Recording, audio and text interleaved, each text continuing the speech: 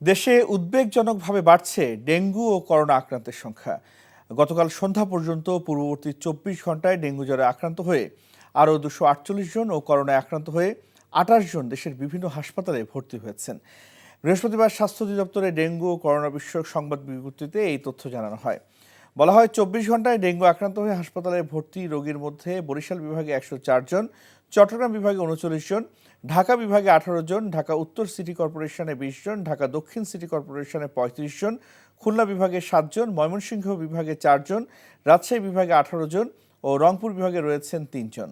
আর এবছর এখন পর্যন্ত ডেঙ্গু আক্রান্ত হয়ে হাসপাতালে ভর্তি হয়েছেন ৬,৯২৬ জন।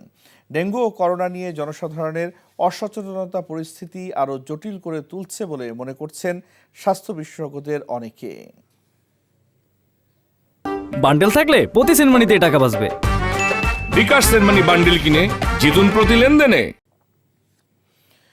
ডেঙ্গু ও করোনা পরিস্থিতির সবশেষ খবর জানাতে আমাদের সাথে সরাসরি যুক্ত হচ্ছেন সাদরিনা খন্দকার। তিনি আছেন রাজধানীর মহাখালী ডিএনসিসি ডেডিকেটেড কোভিড হাসপাতালে। সাদরিনা, প্রতিদিন এখানে কতজন রোগী ভর্তি হচ্ছেন? পরিস্থিতি মোকাবেলায় কি পরামর্শ দিচ্ছেন চিকিৎসকরা?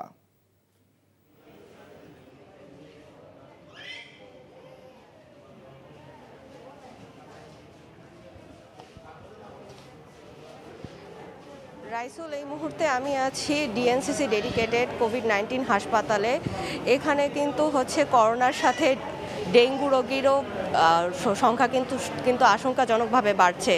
ডাক্তাররা বলছে যে এবার বর্ষাকালের যে লক্ষণগুলো, বর্ষাকাল কিছুটা আগে চলে আসায় কিন্তু মানুষজন ওভাবে সচেতনতা অবলম্বন করেনি।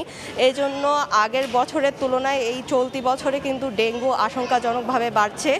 এই মুহূর্তে স্বাস্থ্য অধিদপ্তরের তথ্য অনুযায়ী গত ২৪ ঘন্টায় কিন্তু ২৪৮ জন ডেঙ্গু রোগী পাওয়া গিয়েছে এবং করোনা রোগী পাওয়া গিয়েছে ২৮ জন। এখানে ডাক্তাররা বলছে যে এবারের যে করোনা এবং ডেঙ্গু রোগের যে উপসর্গগুলো রয়েছে সেগুলো কিন্তু আগের উপসর্গগুলোর তুলনায় কিছুটা পরিবর্তন হয়েছে এবং ডাক্তাররা এও বলছে যে ডেঙ্গু, করোনা এবং চিকুনগুনিয়ার মতো রোগের যে উপসর্গগুলো সেগুলো কিন্তু অনেকটাই কিন্তু তাদের মধ্যে সিমিলারিটি দেখা দিয়েছে। এজন্য তাদের যে পার্থক্য করতেও কিন্তু কিছুটা বেগ পেতে হচ্ছে ডাক্তারদের।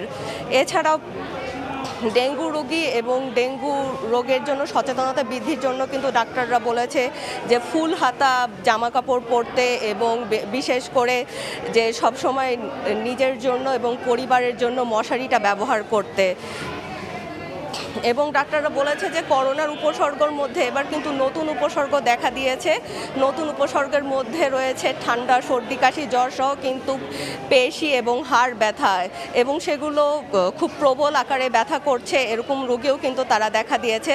যেহেতু আগের করোনা ভেরিয়েন্টের চেয়ে এই ভেরিয়েন্টটা একটু অন্যরকম, তারা বলছে এজন্য সবাইকে বিশেষ করে যখন মানুষ জনসমাগমে যাচ্ছে তখন মাস্ক ব্যবহার করতে। তো রাইসুল, এই ছিল বর্তমান ডেঙ্গু এবং করোনা পরিস্থিতির তথ্য আমার কাছে। জানছিলাম ডেঙ্গু ও করোনা পরিস্থিতির খবর। বান্ডেল থাকলে প্রতি সেনমানিতে টাকা বাঁচবে। বিকাশ সেনমানি বান্ডেল কিনে জিতুন প্রতি লেনদেনে।